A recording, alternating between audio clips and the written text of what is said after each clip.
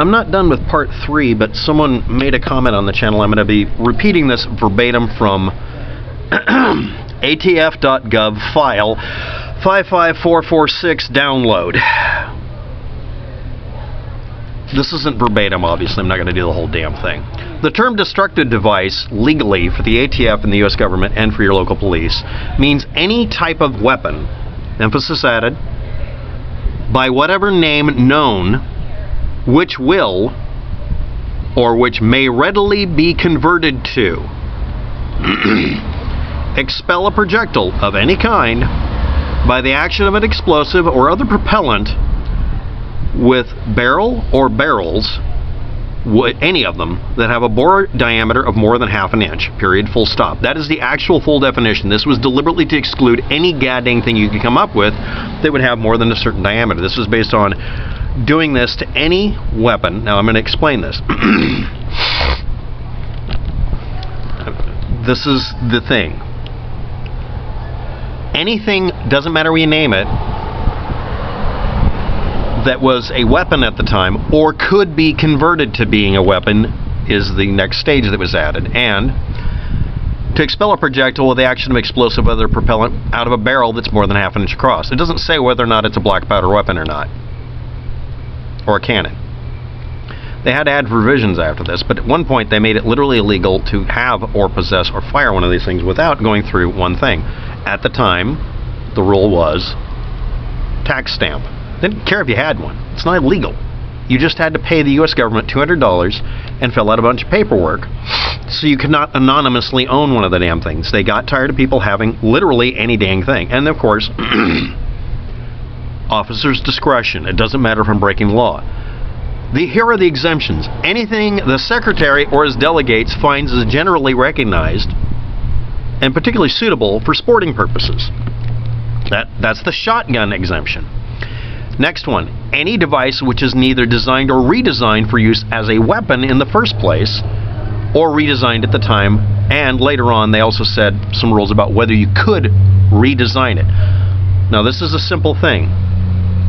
They didn't include whether or not it could take a cartridge or be muzzle loader, because there was already a muzzle loader rule effectively grandfathering it, for a simple reason. At the time, taking away someone's muzzle-loading shotgun was considered an obvious stupid thing to do. This is the no-duh rule. The whole point was to keep people from having shotguns that were pump. Most people don't understand when this was written. Pump-action shotguns had been invented that not even redesigning them, but would let you slam fire them. So this is how you fired it. You held the trigger down, bang, bang, bang, bang. That's it. That was a rapid-fire shotgun that could shoot slugs. Or you'd put in, you know what, fuck it. You'd alter the shell by weakening the edge of it, and it would blow the entire shell out and make a solid slug out of it. It was dumb, but it would work at short range, and you could take a door out with it. It didn't matter if it was birdshot, buckshot. It would act like a solid slug. So it would act like an overbore bullet. And it was a cartridge. That was the problem.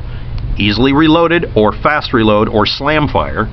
Anything that could be fired repeatedly without you having to pour it down the bore. And yes, someone actually invented a quick load or speed load muzzle loader round set.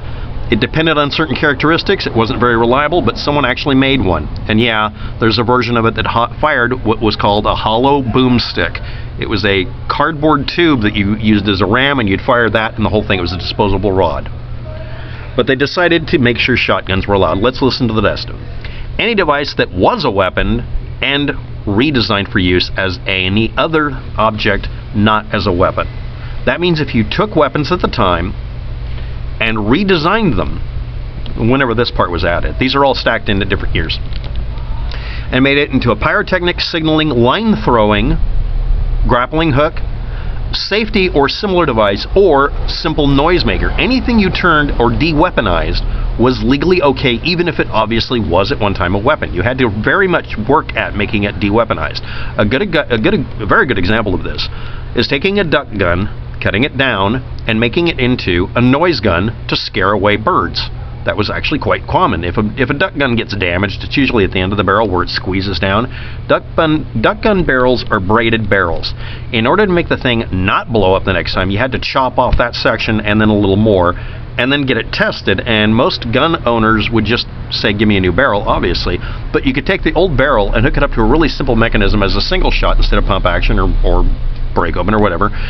And you could put a shell in it that just made noise. These are blank round guns. By definition, if you alter it to where there's something in the middle, like you just drill a couple of holes and put a couple of screws through it and cut it down really short, it won't blow up anymore. It's a thick barrel gun, and you can use it for a noisemaker.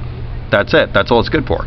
You could set it up for going out and making a loud noise to scare away birds right before you took off from an airplane or airport. Legally speaking, you can't have a real gun on an airport in many areas, and you definitely can't now, but back then, that was a legitimate use. It would scare the birds away so you didn't have a bird strike. No, I'm not shitting you. Then they came up with other methods using propane. But at one time there was a guy whose job was to go out and scare birds away. Because, yeah. Also, the other reason is that overbore, really large caliber flare guns existed and had always existed, and they were made weaker, so if you did actually load them with gunpowder, you'd blow yourself to shit. But some of them were made really, really strong. Their original purpose was never to be a shotgun or anything. And again, the majority of them were the wrong caliber for finding any kind of shell for. Readily converted or has existing ammunition. Anything that never had cased ammunition, like a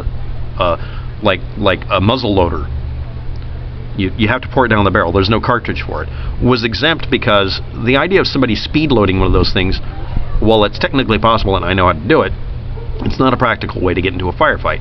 But it has been done. Someone apparently did it in Montana, of course. I thought it'd be Alaska. The other reason is that if a weapon exists that there is no ammunition for readily produced, you have to make it yourself. You can say, I want this designated an antique because I have to make my own rounds. The idea of somebody sitting there and making a bespoke set of bullets for a 2mm centerfire pistol like I'd love to own because it's just cute, using it in a bank robbery, or even a shot, or even somebody using a 2-gauge, this big around bore, shooting cannon slugs. That's actually the term for them, cannon slug. Somebody literally made it. But anyway, there's no ammunition available for it. So you making it means at that point you're the only person on the planet could own it and fire it. So they decided that's not likely something that the mob's going to get a hold of and use to blow open a bank vault, although that may have actually happened somewhere twice. It wasn't that kind of round, though. It was a cone round. This isn't a neck down cartridge, it's neck up. It's a metal cone, literally like a dunce cap, with a giant cannonball in the end of it. And you put it down and it obliterates the cone, and it comes to a point, and that's the flash hole. Someone really did actually blow a bank that way. It was a 6-foot barrel, by the way. Anyway, any device that was a weapon can be redesigned as use for signaling, has to be converted completely over for that purpose. And if you do it for making noisemakers specifically, giant cap guns exist. They do exist. They have actual real purposes at the time, and I mentioned one of them, but there are others. As long as you confirm to them that it isn't able to be used as a destructive device or a weapon anymore because of some alterations to it, you're good. Now, one of them, as I mentioned with the duck gun braided barrel, is very simple. If using normal ammunition would cause the gun to destroy itself and only fire once, number one, at that point it's basically a muzzle loader because you can never load it again. It has a one-shot deal, literally. And number two, and this is an important one, if it causes catastrophic but safe failure. This is the flare gun rule. Making a flare gun that takes 12-gauge shells but won't let you put them all the way in means you're going to have to do things like build a neck-down full brass cartridge or whatever, making it weak enough that if you did that it would blow itself to shit, and making sure that it would blow the front part off so you couldn't fire it more than once, made it to where you could say, we have done enough modifications to this to make it have an exemption. There are some 12-gauge shotguns that were made to be literally short-barreled test barrels that were made to where you couldn't fire them unless you did some weird stuff with it, and others were made with weakened frames to only take blanks by literally making it to where if you loaded up anything with anything in it, like literally rock salt, it would blow the frame apart and you'd never fire it again. This is where the exceptions came in. And again, sporting use. I mean, if the secretary or his delegate makes an excuse, you're good. Next one. The specific example that caused this ruling and required an exemption for boat flares. The 37mm 1.45-inch flare launcher standard also is called a grenade launcher, depending on what you load it with. Because they're literally indistinguishable from each other, you had two choices. Make a flare launcher out of it by doing something weird like necking it down or something. The next size down for the next grenade was also the same size, so that wasn't practical. So they just said, we're going to legally define it as a signaling device and call it a flare launcher. But an identical unit from the same company was legally defined as a destructive device and called a grenade launcher. And this is the screwed up part of it. Because they wanted to make sure this thing could work as a grenade or tear gas launcher or a rubber bullet launcher, both of these designs are identical. They're interchangeable. It depends on what you load it with. So now we're at the point, it's readily available ammo. It's still available. You can get the gigantic cartridges for shooting rubber balls at people who are at a riot. But you can still load a flare in it. Now here's the funny part. If you put a flare in a grenade launcher, does that change its status? According to the rules, if you put a flare in a shotgun, it doesn't turn it into a flare gun. Unless you're on a boat, and in which case it's legally declared a flare gun. I'm not shitting you. It's dependent on usage if it's under those conditions. It's specifically the flare gun rule. If a legally defined gas flare gun is loaded with an anti-personnel type ammo, it is capable of using it as a weapon. It is now legally redefined as a destructive device until it's fired and emptied. Then it turns back into being a flare gun. It's not based on it being defined anyway legally. By definition, all of this says anything that has ever been able to use any kind of destructive ammunition at all, that is still capable of doing it, or hasn't been made to where it will catastrophically fail on the first shot or second, if it hasn't been modified so that it can't do that, it is always declared, by definition, a destructive device. If you get an exemption for it because you made it weaker, or weakened it, or made it to where it can't do certain things, or it can't do anything to where it would hurt anybody, then you can get an exemption. But the exemption is literally permission to make a destructive device, and that's it. That's why it's illegal, mostly. I'm going to have a video on this separately. It's illegal to make a flare gun unless you are willing to register your factory and be a full-on company to do it, or you're doing it for personal use, or, well, I'm going to have a video on this, how to avoid getting arrested for having a PUBG flare gun. Because if you have a PUBG flare gun that you've made that looks like the one in the video game, or the one that looks like Pyro's gun from the video game Counter-Strike, or not Counter-Strike, the Half-Life game, or if you have the Force of Nature sawed-off shotgun and you want to make one, there is legally a way to do it. I'm going to do a video on that, and I'm going to put it on one of my channels, maybe this one, probably will be just this one, that is going to get shot down anyway, pun intended.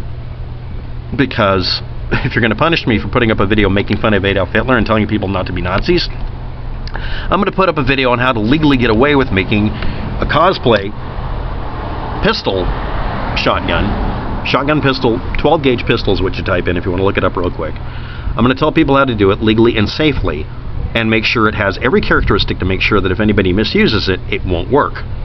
And the simple hint is, look for a shell casing diameter that has never been used, so that there is nothing that fits in it, and make sure it's one that's between the size below it that can't fit, and the one above it where that shell will fall through it, so that it cannot be chambered in any damn thing, number one. Number two, carry 2 empty casings from those 2.